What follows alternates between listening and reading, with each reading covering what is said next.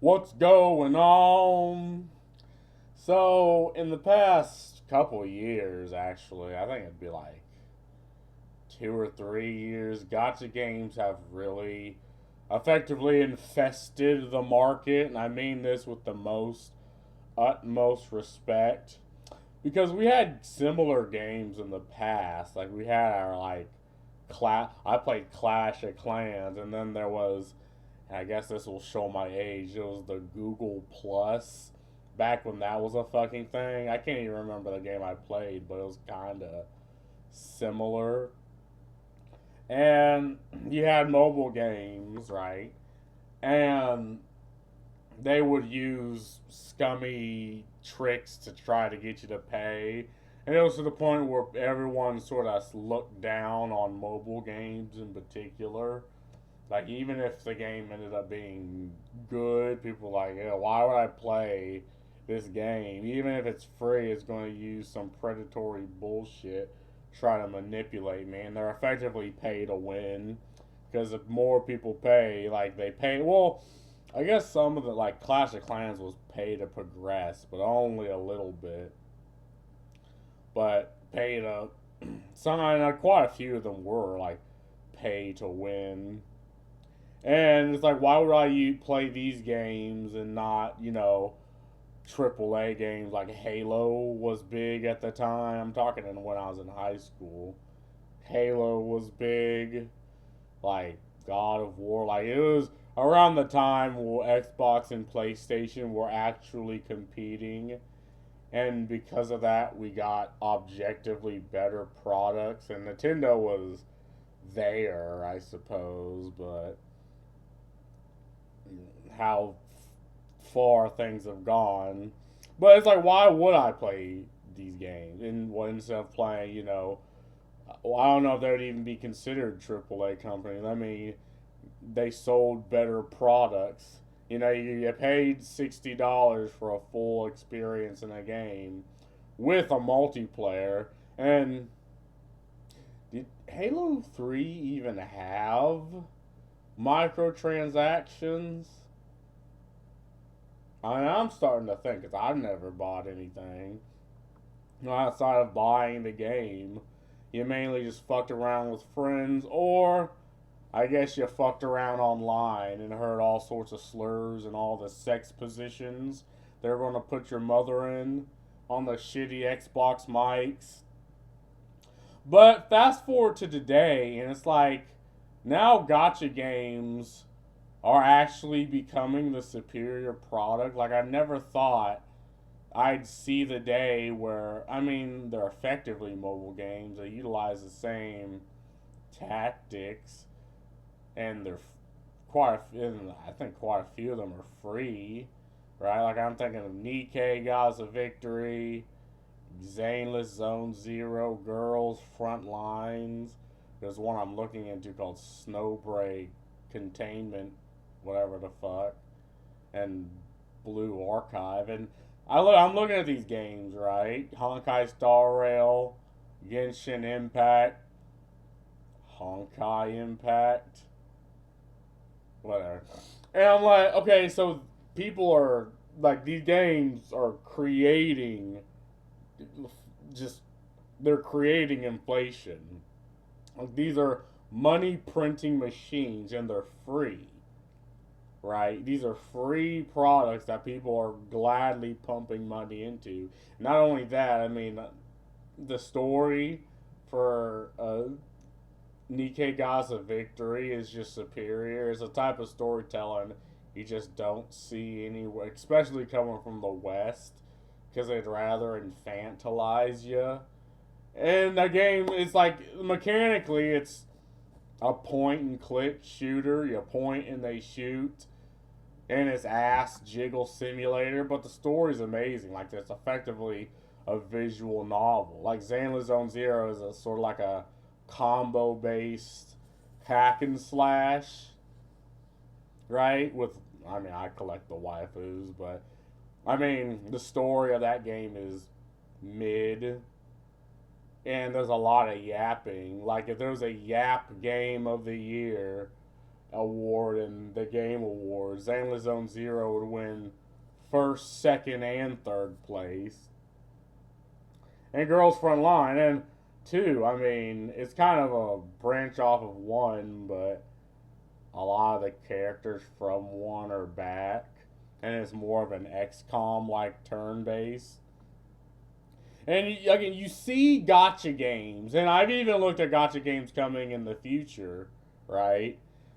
And like the technology has far surpassed that of Western companies. Like the Western AAA games are becoming what mobile games used to be in like 2012. They're kind of becoming the knockoff.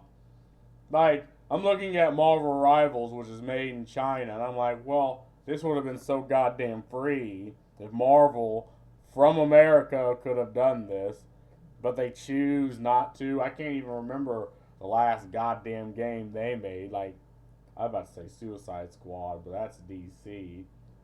Spider-Man 2. People saying said the game was fine, but like $400 million for Spider-Man 2, and the game looks good. It looks impressive, but how much do you think it costs to make Nikkei Gaza Victory? Like we're talking maybe $300 per Nikkei because you had to do probably more because they had to do the art, then the rigging, then the 3D model. Well, there's 2D, but they had to do the modeling and the motions. Like I'd say it did not. It absolutely cost a fraction of that of Spider-Man 2. Now, a lot of these games, and hell, I'll even use Pal World. Like a lot of these gotcha games, like as long as you're playing through the content, you'll like breeze past. Some of them have leveling systems. Some of them you have to upgrade the specific waifu. And Girls Frontline, you have to upgrade yourself, then the waifu, and the gun that the waifus use, and the attachments you put on the gun that the waifus use. It's a little bit too much, but bear with it. And you'll breeze past, the content, like in Nikkeiga's Victory kind of tampers this, but you'll breeze past the main content, but then for 90% of the content, then you hit the last 10% and it's just a slog. And you can kind of tell what content was added after the base game. Because it's okay. So for Pal World, as long as you're creating your base, you're fighting the boss pals, you're catching the pals, you're breezing through to level 50. But once you hit level 50, it's just this slog to get to 51 and this slog to get to 52, and you need specific things to be created in your base to get these, and these things cost late game resources. And the difference between a level 30 pal and level 40 pal, I mean, if you have the type advantage, you can kind of keep your pal alive and kind of win, but the skill difference between a level 50 pal and a level 52 pal is like the Grand Canyon wide difference. Like a level 52 pal will mulch a level 50 pal in like 2 or 3 hits. You'll be like, what the fuck happened to you? And that's the thing, right? Like, I think at least the games I play sort of have these issues. Like Power World has this issue, Zenless Zone Zero has this issue, Girls Frontline has this issue, though I'm not really max level there.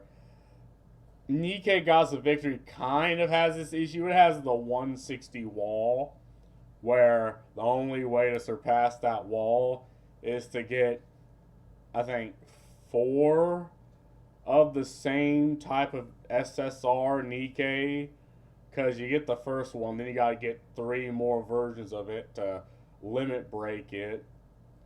Then it can actually go over level 116. You gotta do this 5 times. You need your 5 top waifus, because there's a thing where, if you have your 5 top waifus in it, all the other waifus that are in the thing gain the level of the lowest. So Nikkei kinda also has this, and the problem becomes if every single one of the gotcha games have the exact same issue. I mean, functionally, they kind of feel like the same game because you're doing your dailies, you're slowly grinding through the game, and you're like, well, then you're jumping to another game and you're slowly doing your dailies there, grinding through the late game content. Then you jump to another game and you're grinding through its late game content, and after a while, they just all start to feel the same. I think that's the issue, and I don't really know what the solution to this. Like, I'm not saying this is a problem, right? This is just what I've noticed through at least the gotcha games and Fuck It Pal World that I've played. Maybe Snowbreak will have the same issues. Maybe Blue Archive will also, but that'll be. We'll see. I don't know about Blue Archive. I don't like lollies. I mean, I don't like lollies. I don't like that. I mean, I guess it's a body type. I don't like them. But anyway, that's really the synopsis I have of gotcha games nowadays. But they're still just superior products now, and in the next couple of years, we'll just be getting better gotcha games. Like, I think there's a game called Ananta. It's effectively Weeaboo GTA, and I think it'll be better than GTA 6, in my personal opinion. Will it sell as much? Probably not, because people are more curious about 6. But we'll see. But that's all I gotta say about this. Peace.